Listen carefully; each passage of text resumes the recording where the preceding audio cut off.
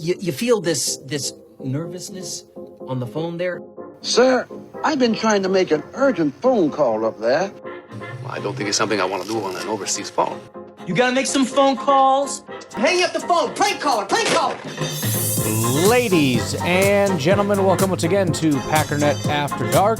This is the call-in show, the Packernet Podcast Network. If you'd like to call in, if you'd like to participate in the show, please feel free to do so. The phone number here is 608-501-0718. New callers go directly to the front of the line. We actually do have a new caller today, which is incredible. We haven't named somebody in forever. Also, I realize so as soon as I got done recording, I started making that song. And I guess I kind of went into autopilot where I was like exporting my podcast and uploading it and da-da-da. And then the song finished. I'm like, this is a good one. I'm going to put it on the podcast. Like, it's done. Like, what are you talking about? You can't add the song now, stupid. But we do have the song.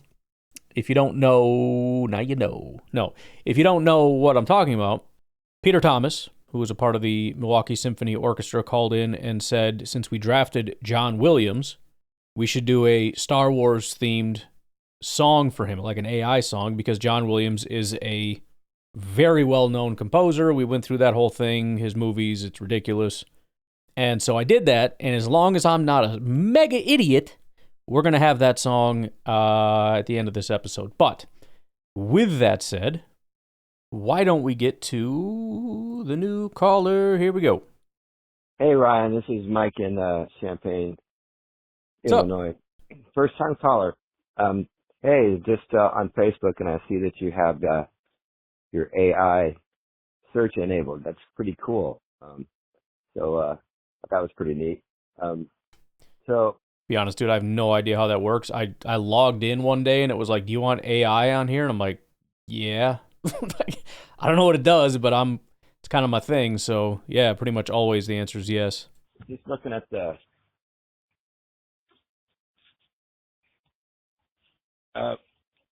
you know what? Now I need to script this. All right, I'm sorry. You're good. I'll call back. Bye. All good. He didn't call back, by the way, but I got your number in here, and try to remember to jump to you when you call back, assuming you call back. Hope you call back. But if I see you in there, throw you up to the front of the line. All right, back to the top. Beer Cheese Benny, what's up? Hey, Ryan, Beer Cheese Benny here. I'm listening to your roster reset, the deep dive into the Packers, whatever, 90-man route, whatever the title is. Sure. Anyways, you're going over the undrafted free agents, and I'm just like, and like ones that we've had in the past, I'm like, holy crap, dude. Like, we've really done well with undrafted free agents. Like, yeah. You really got to give credit to Goody and just the organization in general. Ted, yeah. Over the years for Ted especially, I think. Get guys that can make an impact as an undrafted free agent. It's unbelievable. But it got me thinking. I don't know why it got me thinking this, but It has really nothing to do with undrafted free agents, but I just wanted to throw that in there.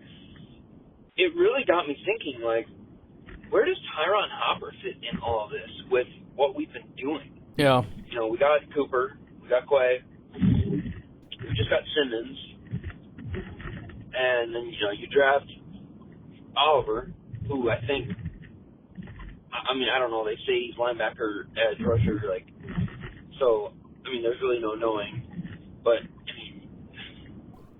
you have to think they would kind of like him as a linebacker to be in blitz packages and stuff. I just don't see where Tyron Hopper fits. Like, to me, the way they're constructing this is like, they don't really believe in him as a linebacker. I think he's more of a special teams guy. And then, you got that Dumas Johnson guy, the underage free agent we got. I don't know, dude. It's kind of, I don't really know where the guy fits in there, man. But I'll be interested to see how these undrafted free agents do if they can make a roster, because at the end of the day, really most of them are going to be depth pieces, and you just gotta hope that they can kind of be the depth that we really need. Even if they're like they get limited snaps, but like, they're doing like good stuff. I mean, that'll be awesome. I would love it if, I don't have the list with me, but if one of the corners, because everybody complaining we don't have the corners, if one of the corners that's undrafted, I think we got some, right? Or, well, we at least got a safety, I know. Maybe he could play corner. He could turn into like a kind of every game guy. But anyways, go Pack, go! Yeah, so I wouldn't read too much into what you're saying about Hopper. I mean, it's kind of like, I forget who it was that called in, but the question of, should we be worried about Lucas Van Ness because of Colin Oliver? It's like, well, I wouldn't say drafting a guy in the 5th round is really that big, and I know Sorrell was there too, but I think Oliver was a part of that equation. I don't know. It's 4th and 5th round guys. I wouldn't say that massively impacts things. I mean, we can't always, maybe a little bit you can, but I think sometimes we view these things too much as being a message, especially for late round guys. I mean, what do we do at linebacker? Basically nothing. I mean, we grabbed Isaiah Simmons, who's, again, I don't think he's very good, and an undrafted free agent, which is, again, saying we did that as an indictment on Tyron. I mean, if Tyron Hopper is a serious problem and we need help at linebacker, I don't know that you wait until undrafted free agency to do that. And I do think Colin Oliver is an edge rusher. They might try to make him kind of a hybrid kind of a guy, but even then, that's not really a threat to Tyron Hopper, who's expected to be a well-rounded linebacker. Even Isaiah Simmons, I think they recognize, is a guy that fits a specific role. He's not like a 3-down linebacker. I guess two thoughts. One is what we have is a 90-man roster. And we got a lot of guys. They're going to cram a lot of people in there, and then they're going to sort themselves out. So every position is getting crammed full of people, and that's not because it's an indictment on our current roster. It's just because we get to have 90 again until we don't. And a lot of those people that got crammed in at the end are going to end up falling off. The other thing is, let's do a thought experiment. Tyron Hopper was a 3rd-round pick, which is a pretty high pick. Savion Williams was our 3rd-round pick this year. Let's say Savion Williams doesn't really play very much because Romeo and Golden and Jaden and Wicks kind of monopolize it, and let's say Mecole or Bo or whatever are also in the mix, and they kind of steal away the snaps. You might see a little Savion here and there, but year one ends up being kind of a redshirt year, partially because of learning and partially just because we have the starter roles filled up. Now, wide receiver is a little bit more rotational than I think linebacker is, but just for the sake of experiment, let's just go with that. If next year we went out and got like another Mecole Hardman type, which is a guy that we're not even sure is going to make the roster, doesn't make a huge impact on things, but he's there, and then we get one undrafted free agent, I personally wouldn't think, oh boy, Savion Williams might be out the door after just 1 year. That's kind of where we're at with Tyron Hopper. Now, I don't expect massive things from him because I think we have our starting linebackers with Quay and Edgerrin, and then Isaiah as our number 3, McDuffie. But I do actually feel relatively good about Tyron being that next man up, largely because, again, I think Simmons, first of all, has demonstrated to be quite bad at football. Second of all, I think he is a situational guy. And Oliver, I doubt, sees any real linebacker snaps early on. I think it's going to be, can we even put him out there as a pass rusher first? If he can do that and excel at that, maybe we'll add in a little bit of linebacker stuff in certain rare situations. More than likely, that means putting him on the edge and dropping him, I think that might be the first introductory step before we move into like just putting him at Mike linebacker and, having him call the defense.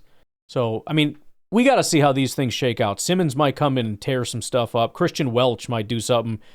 Dumas Johnson might be an absolute stud and a freak, and I absolutely welcome that as much as I like Tyron Hopper. But as it stands today, I would say he's our 4th man, and we'll see where it goes from there. Ryan, continuing on what I was saying, relating to undrafted free agents. You mentioned Brenton Cox. I really like the dude, and even like guys like Mosby, who was he an undrafted free? I don't know. Guys like that need more snaps, man. We need to have a nice little rotation on the D-line. Let's get Sorrell and Oliver and all these guys we drafted as well. Like, get them in a nice rotation. Let's change up the looks. And I know Hafley can do it because we've seen how Hafley countless times, like, just change up the looks and, like, do different stunts and stuff. Like, and I think we have the ability with the guys that we have, guys we drafted and guys that we already have, like, to do stuff like that. But this year we really need Lucas Van Ness to be, like, on a different level, man. Like, he's going to really have to show that he was worth the first-round pick, man. Now, I know that he actually didn't he have a pretty decent pressure percentage? Because, I don't know. I think, for me, like, it just seems like he wasn't playing enough. So I think if we can kind of spread out the snaps a little bit better, it'll be great. But I've always noticed that whenever Gary is out and, you got Cox and other guys in, it just seems like we can get to the quarterback better. And I'm not knocking on Gary. I'm just saying, like, I don't know. I think some other guys are a little bit better. So we'll see, but I'd really like to see what Hafley can do with what he's been given. And ultimately, I hope that Hafley was involved heavily in this draft, which I'm assuming he is. I mean, I'm assuming the coaches are kind of involved in the draft process. And then the final say is just kind of up to Goody, but it's gonna be great, bro. I'm trying to go to a game this year at Lambeau, man. My brother is like a Bengals and Packers fan, and we play the Bengals at home, so I'm trying to maybe go to that game with him. There you go. It'd be sweet, bro. I have to see if I can make it work. But anyways, go Pack go. Everybody have a great Thursday. Yeah, it's tough because I tend to get annoyed when we rotate too much. We take Rashawn Gary off, and it's like 50-50 with all these guys. The ones and twos and the threes and fours are getting, too close to the same amount of snaps.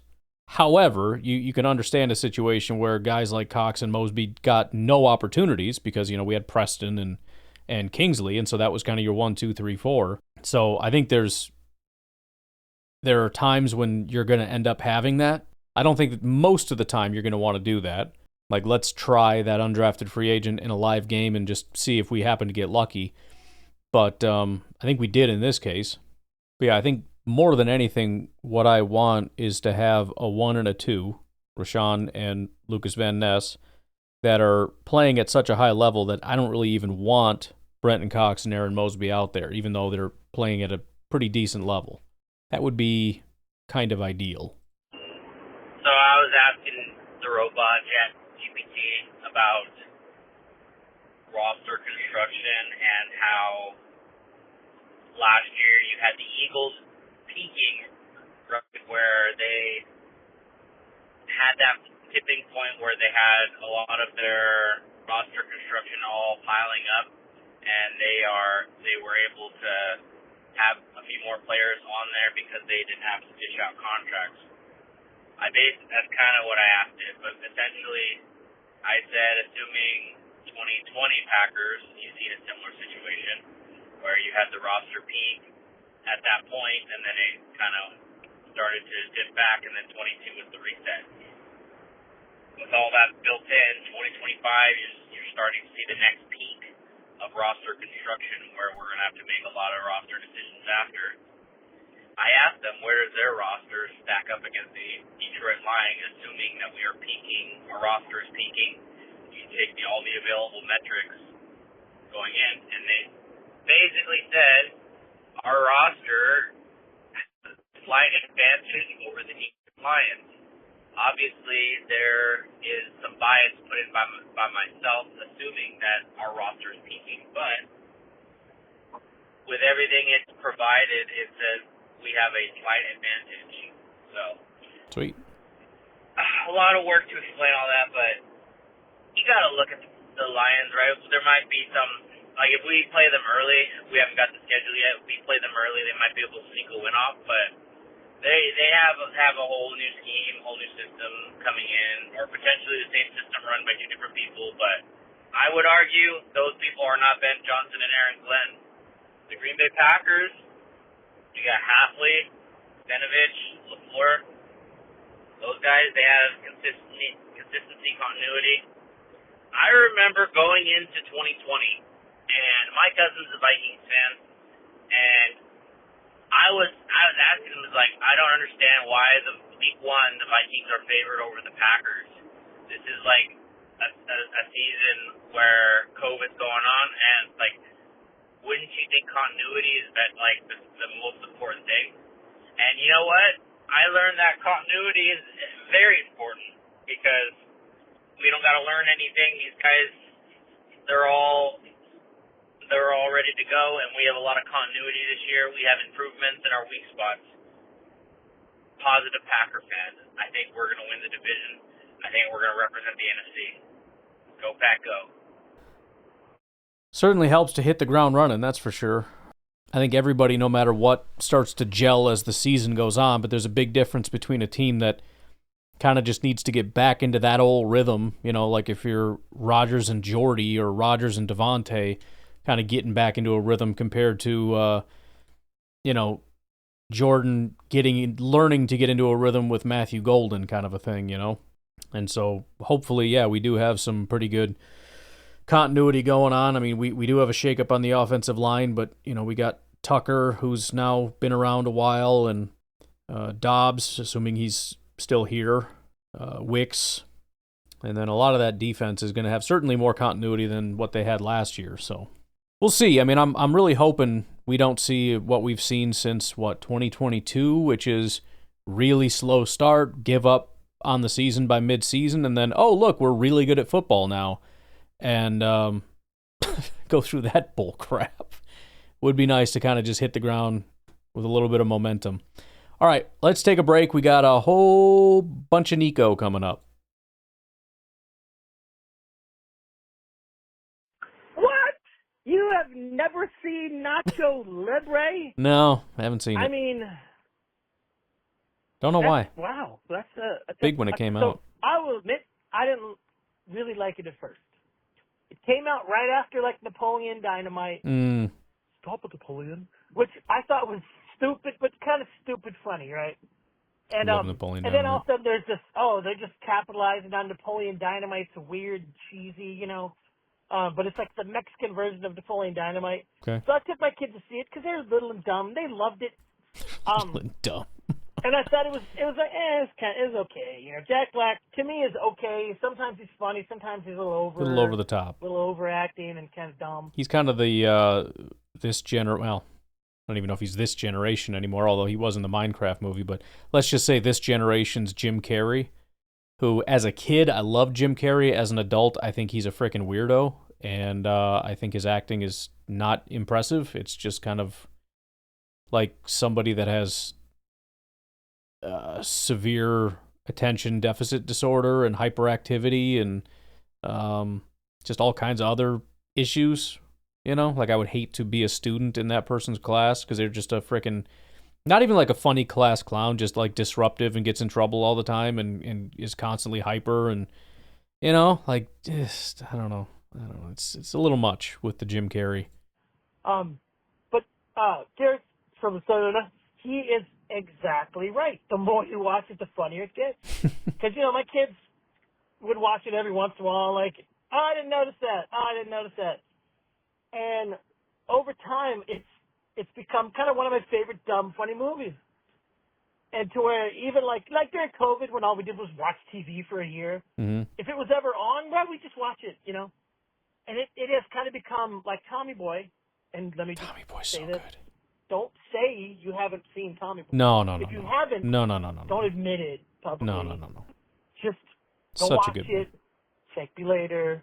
Because, like, I've known full-grown men that are in their early 30s, like my oldest son, and I'll mention something from Tommy Boy. I've never seen Tommy Boy, and my entire perspective of them changes. Anyway, Yeah, no, just like Tommy Boy, it has become a movie where, like, me and my family and my friends, because all my friends are dorks like me, will quote things, you know, like if I invite you to a party, that makes no sense to you. Mm-hmm. So the movie is funny. You know, if I say I have diarrhea since Easter, you don't think that's funny. You're like, okay, weirdo. But if you see the movie, it's funny. And there's a bunch of other quotes that I say all the time. So, yes, definitely go watch Nacho Libre. All right. And even if you kind of like, you're stupid, I get it. I kind of thought it was dumb first, too. But, you know, I got to kiss you. Like, you like the movie? I'm like, yeah, sure. I don't want to, you know, crap on their dreams when they just say, that's the funniest movie I've ever seen. It was stupid. But the more I watched it, the funnier it gets. So yeah. And obviously you told me never to call back. So sorry about that. If you play this, I'll know you were kidding. If you don't play it, I guess it's been fun. Anyways, go Pack, go. I don't even remember telling you not to call back, but that's all right. Since my kids just saw the Minecraft movie, it would make sense to be like, hey, you want to see another one of these Jack Black movies? I was thinking about that with School of Rock, which isn't a very good movie, but I was like, well, you know, they just saw the Minecraft movie, and so now they have some kind of a understanding who Jack Black is, so, you know, you could maybe go down that rabbit hole. I don't know. I don't want to watch School of Rock again, but maybe Nacho Libre would be a better. The only other thing I can think of that he was in Cable Guy, and he didn't have a very big role, and my wife will not let my kids watch Cable Guy, I'm sure. I wouldn't even ask, but it's a good movie too, Cable Guy. It's kind of weird Jim Carrey, but not really. It's a good movie. Brian, this is Nico. So, listening to your pod today, talking about, you know, how many quarterbacks are coming out next year and how that could be a good or a bad thing, right? And then you had mentioned, you know, talk about the draft picks for next year, what they're projecting us. You said, assuming we win the Super Bowl. So let's assume we win the Super Bowl, right? Okay. Win the Super Bowl, everything's cool. So if you look at our history, and it's funny how our history seems to mirror itself, at least the last 30 years, especially with Favre and Rodgers, we could keep Jordan, start paying him a bunch of money, all that stuff, or we could dump him because the last three quarterbacks we had, you know, won a Super Bowl in like their third or fourth year, right, starting? And after that, we were good, but not ever quite good enough. So maybe we should take that, and I'm just clearly playing the devil's advocate because no one would think this. You think, oh, we got a cool quarterback, let's keep him. Maybe they should take that as, okay, we won a Super Bowl, let's get rid of Love, let's rebuild, get a new guy, win again, and then do it over and over and over. What do you think? I know it's kind of a dumb thing, but it's also the off season. There's not much to talk about other than dumb hypotheticals. I did see how after I called in about Nacho Libre, you said you love Napoleon Dynamite, so then you'll like Nacho Libre. Okay. It's similar with a little accent, you know. But no, should we keep Jordan and then maybe never win a Super Bowl and then have people tease us? Oh, you had Jordan Love, and after you won a Super Bowl, you guys never won another Super Bowl. Or should we, if we win a Super Bowl, you know, this year, should we dump them and start again and try to win in another 3-4 years? What do you think? So, my job here is to answer your question on whether we should trade Jordan if we win the Super Bowl. And this is primarily based on so we don't get made fun of when he doesn't win another one. Maybe. That's the best I can give you. My official answer is gonna be no. But yeah, maybe that's what we should do. Nico, part 3. Hey, Ryan, this is Nico. All right, yes. So I'm watching a video called Matthew Golden the Highlights of Welcome to the Packers. It's 16 minutes and 35 seconds. Underdog Fantasy with Josh and Hayden. And in Josh the and Hayden? minute 36 mark, they show a play where he's lined up against, hey, let me take my headphones out so I can pay attention. I don't know the team, but there's a guy that pretty much gets him from the beginning. It wasn't a zone coverage, so he wasn't just running through people. He was in the slot, but this one guy, number 17 or 13, was pegged on him, and he fleeces him. He runs right past him, and the guy was ready. He turned his hips, a little late, technique, but he had his hips partially turned, so he was already running down the field, and Golden flew by him and had at least 2.5 yard separation. And then guess what? The ball was late. Of course. So that's just the first one I saw. If I see any more, I will call again. I guess I could send this to you. I'm sure you've seen it, But if there's a bunch more, I'll kind of remember where they're at, and I will call and send it to you. Go back up. All right. So you said, let me pull this up here. What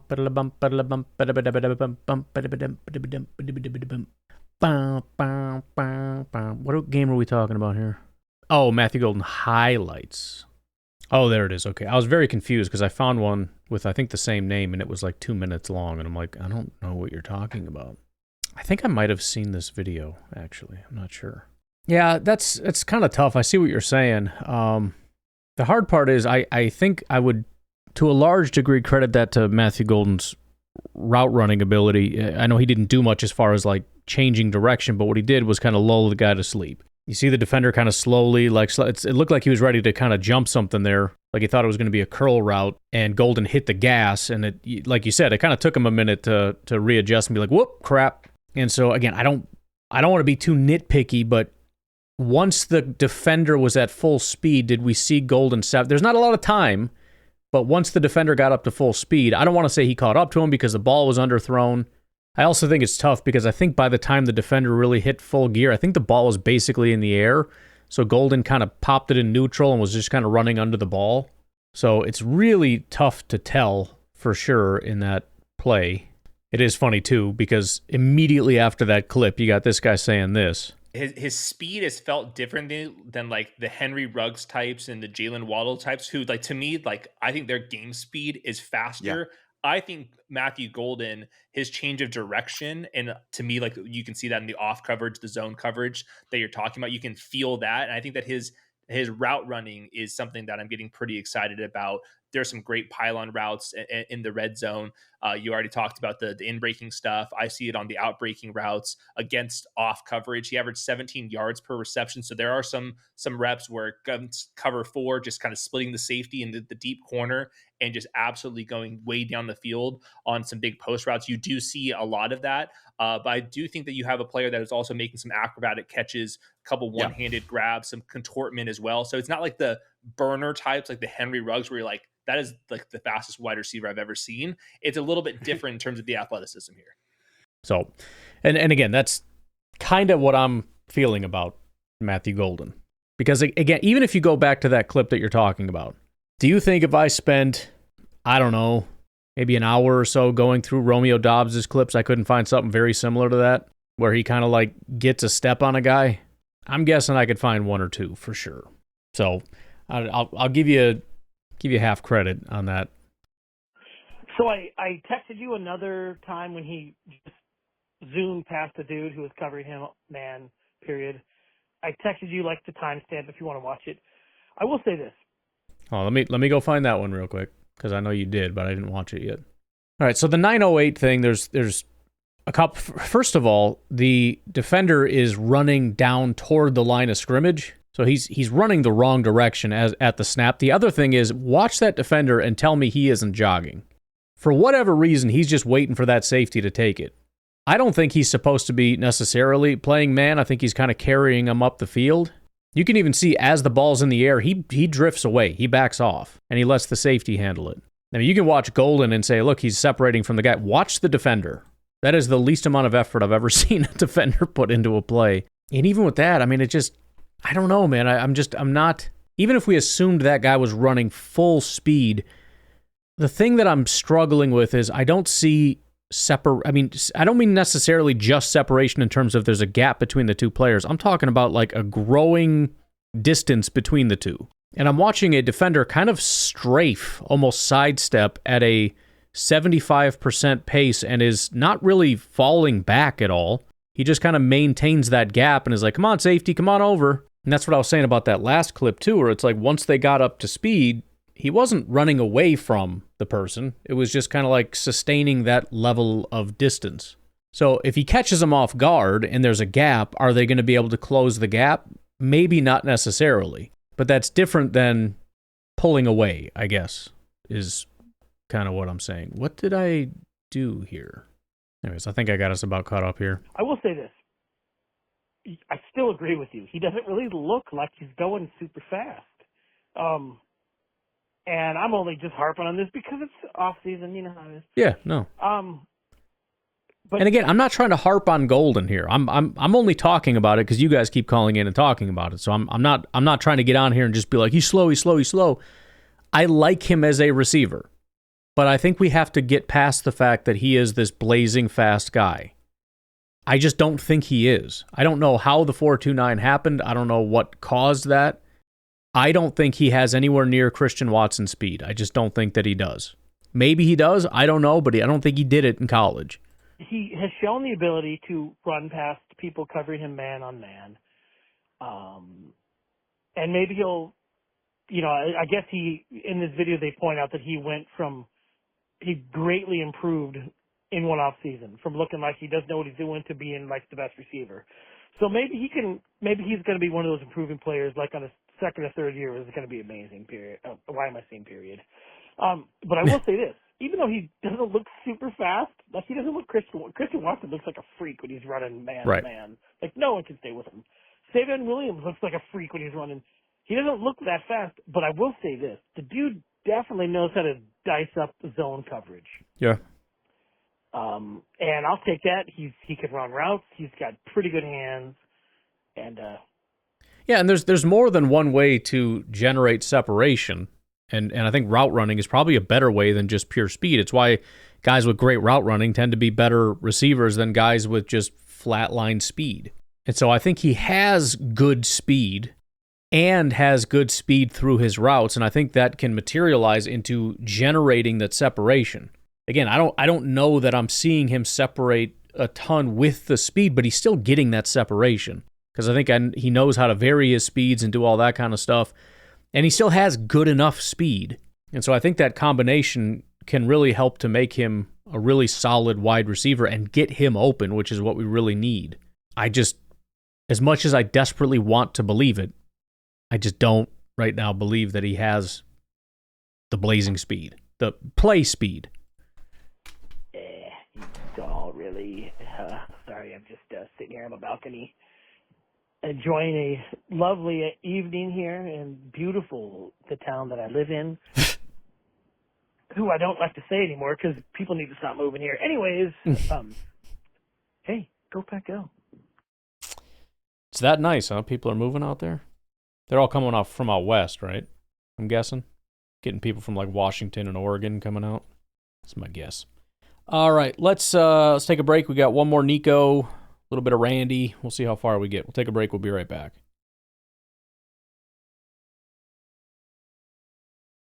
Hey, here's a random conspiracy theory that I Okay. just thought of sitting on the balcony. By the way, the pork chop's amazing. So, maybe the Packers can't win the big one because Matt LaFleur is just too good looking. And I don't mean good looking.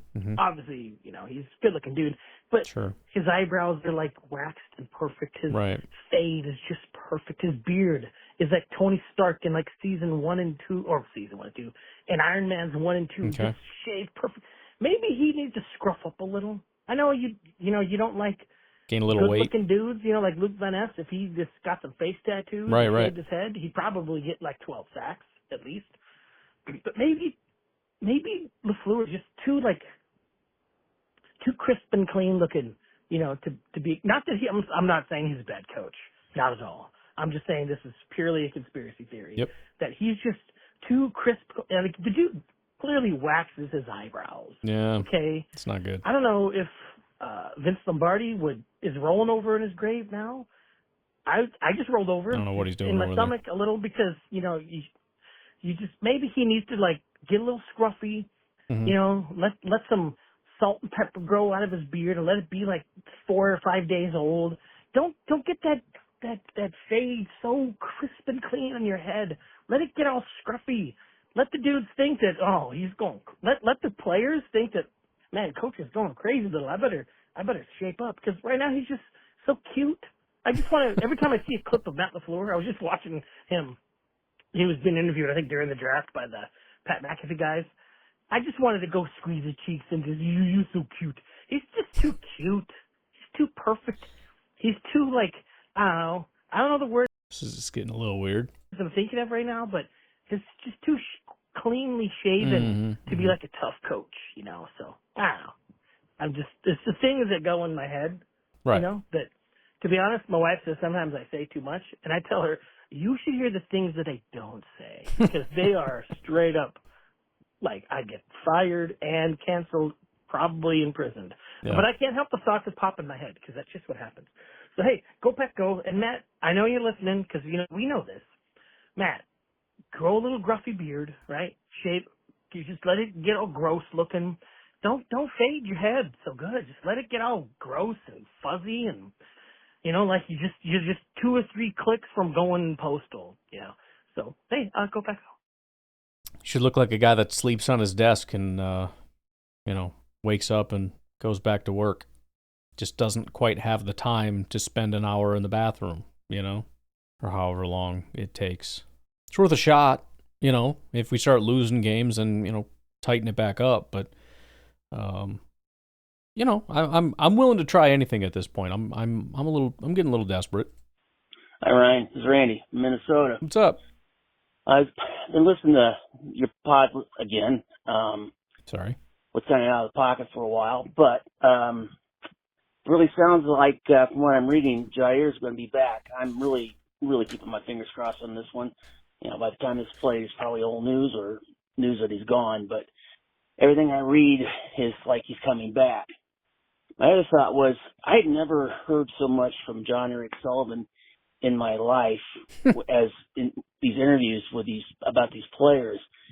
They're really trying to push him out there for a GM job in the future. That's my opinion. I do know they've done that, and it's during draft time. John Eric comes out, and then was the other guy that was in Baltimore for a while, the Wisconsin guy.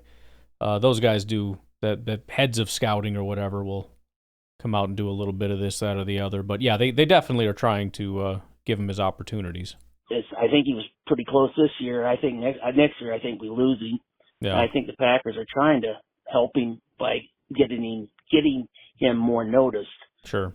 Another thing is, my gotta-see movies once a year. Mm-hmm. I'm showing my age here, I'm sure, is Holy Grail. Gotta watch that one. Monty Life of Python? Brian. And Super good. Young Frankenstein. Okay. I gotta watch those movies at least once a year. God, I die laughing. Just love them. And is that Abby Normal? Is that the Young Frankenstein? my son recently, after the Pope got elected, Mm-hmm. sent me a text. He goes, figures Chicago got a Pope before they got a 4,000-yard passer. Yeah. Love that boy. Anyway, love the show. Go Pack, go. Bye. The Pope jokes were on point. As a non-Catholic, I had no qualms with some of the jokes, but man, you guys were killing. There was that. There was a million different Bears ones. They had them walking out to the Chicago Bulls music. A bunch of like America things. Just really well done. And I was kind of jacked about it. It felt, with the draft just happening, it kind of had like an NFL draft feel to it. I don't know anything about popes or, papacy or who I did a slight quick search into the potential people that could be the Pope and kind of what they're all about. Basically, like politics, like what are their beliefs, what are their politics, and how are they going to lead people? Which I don't even know. Do people care? I mean, I know people care, but did they listen? Are they going to be like, oh, never mind. Now I think this way. Or are you just going to keep doing what you do and ignore that part of what the Pope says? I don't know. I don't know how the Catholic thing confuses me, to be honest. I've heard people recently start talking about the Pope, and I'm surprised to hear how much they pretend like, it doesn't matter. It's like, I thought it was important. I don't know. I don't know how it all works. But no, it was a good time. And score one for the USA. Pretty jacked about that. USA guy. He's from, Naperville or something? Somewhere in Illinois. He says he's from Chicago, but everybody that's from the suburbs of Chicago, he says, I'm from Chicago, because they think it sounds cool. When it's like, bro, you're from frickin' Naperville. Shut up. So, that's pretty dope. I think maybe it's terrible. I have no idea, but I'm gonna treat it like the Olympics and score another win there, another win for the good guys. I don't know. It's freaking off season, man. What do you want me to do? Hi, Ryan. It's Randy from Minnesota again. What's up? I always do this call and I forget some things I wanted to mention. On your pod when you're breaking down the roster with this new quarterback that the Packers signed, from Canada. His name escapes me. I don't think I can pronounce it. Might we not have to carry, 3 quarterbacks? Because it sounds like this guy's a lot of teams are wanting this guy, and we got lucky and was able to draft him right away. In order to protect him on our roster, we might have to carry 3. And the other, when you mentioned I'm just gonna say no. I think if he was that important, he would have got drafted. I mean, he had to work out with the Bills. I don't know who else is really supremely interested in him. I mean, I know he was like a high draft pick in the Canadian thing, but that's, I mean, the equivalence, because an early first-round pick in the NFL is an undrafted free agent. I mean, look, if he balls out, maybe, but even then, I don't think they would do it. I think they would take their chances, but we'll see. I don't know. It depends. I mean, if he plays at a really high level and it shocks everybody, they may, or honestly, they may start looking at trading Malik if it's something super crazy, because I'm sure you can get some good compensation. Everybody's been talking about that possibility. My guess is he will not, and honestly, if we did carry 3, I'm not even thinking we got Sean Clifford, who is our 3rd. Unless that's what you mean, we would carry 3 and then put him in the practice squad, but then he could get sniped off our practice squad. So I don't know. I don't. We'll see. We'll see how he plays. Let's get a look at him first, I guess. who are your crushes this year? Who's are you waiting to? You're really hoping for, or whatever. Mine is Lucas Van Ness. Yeah. I honestly think, as you stated, how much he improved the second half of the season. Another year with Halfley, I think this guy's ready just to produce. Yeah, and I mean, I don't know what his top end is. I mean, I know they drafted him because they think he has a super high ceiling, which is cool. But I mean, let's just say that he doesn't reach elite status. You know, if he can just be, let's say, a top 32 pass rusher. I don't even know what that looks like. I mean, I could look it up, but I'm not going to. If he could just be like that and be behind Rashawn so that we have 2 top 32 guys, you know, Rashawn is, let's say, 18th and he's 29th in what? I don't know. I'm just saying here. You know, I mean, if he can be, if we're talking stats, 9 sacks, 12% pressure rate, call it 13 if we really want some, you know, mid-first round value. Because I think there's a lot of 11-12s. Like I said, Mike Daniels and Kenny Clark kind of hovered in that range for the time that they were together and kind of throughout. It's good. You get up to 13, you're in kind of a little bit of a higher tier. If he can do that, I'm real excited. A first rounder should be producing, and that's my hope anyway. For some reason, I got a lot of faith in him. I think he works hard. He's a good character guy, and I think he's really going to show. As far as the rookie goes, I don't know. I have no idea. Sure, I want them all to do well, but I really want Van Ness and Musgrave to show up too. If that happens, look out. This team's going to go far. And anyway, that's it. I won't call for a while now. Go Pat, go. Bye. All right. Man, Nico is back at it. Just in the last 5 minutes, we got 2 more Nico calls. The heck was I going to say? Yeah, I mean, I'll regurgitate what I've said a bunch of times now. I mean, it comes down to Jordan Love. I mean, if he's playing at a high level, I'm feeling great. But yeah, you start adding in these little things, like if Golden can be a real good wide receiver, if we could have anyone, but especially Lucas Van Ness, produce at a high level as a pass rusher, stuff like that, those move the needle a ton. All right, well, we got 2 Garretts and 2 Nicos. I think I'm just going to save those for tomorrow. We're going to get out of here. I did remember. I didn't forget. I almost did, but let's go ahead and get that John Williams tune rocking and rolling here. You all have a good rest of your night. I will talk to you tomorrow. Have a good one. Bye-bye.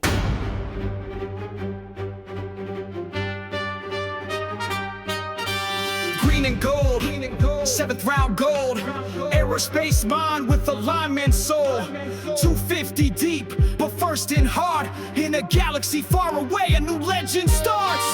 6'4" frame, 322 pounds of force, Cincinnati stand out, now on the Lambo's course, pass protection master, only 3 sacks allowed, when Jay Will's on the field, the crowd gets loud. Aerospace engineering brain like NASA, his blocking technique stronger than Beskar armor, versatile weapon, can play any spot on the line, left, right, guard, center, his talent shine. Bearcats to Packers, the journey's just begun, a lightsaber in the trenches, the draft hidden gun. Standing tall, John Williams answering the call.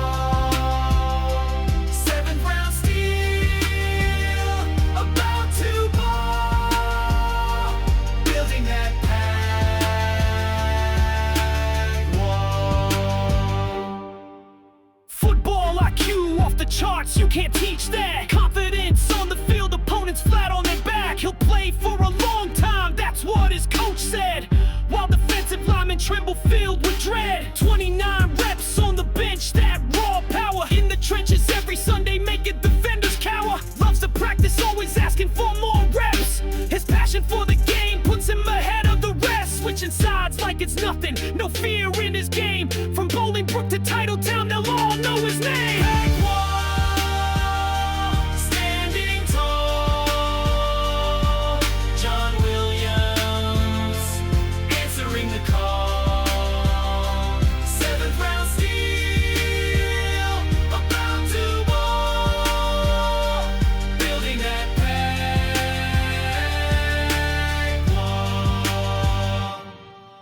They slept on him in the draft, but the Pack knew what they had. A protector with the heart of a lion, and hands quick as lightning. From designing rockets to launching careers, from final pick to your worst fear. The 7th round sensation, the trenches domination. The force is strong with this one. Jedi. Trench warfare in the grind. Warrior! 250 overall, but number 1 in the game. By season's end, all y'all gonna know his name. Footwork precise like he's dancing on air. When rushers come his way, better say your prayers. Smart as they come, but doesn't overthink. Like a Jedi master makes defenders shrink. From the east-west shrine to the frozen tundra, this man's rise to fame will be football wonder. The chosen one to bring balance to the line. His midi-chlorian count is off the charts divine. Pack wall, standing tall. John Williams answering the call.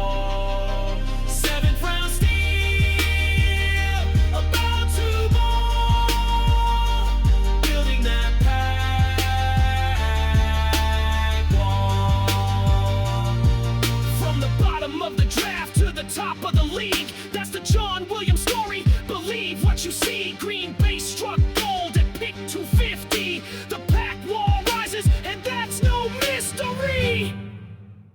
This is the way. This is the way.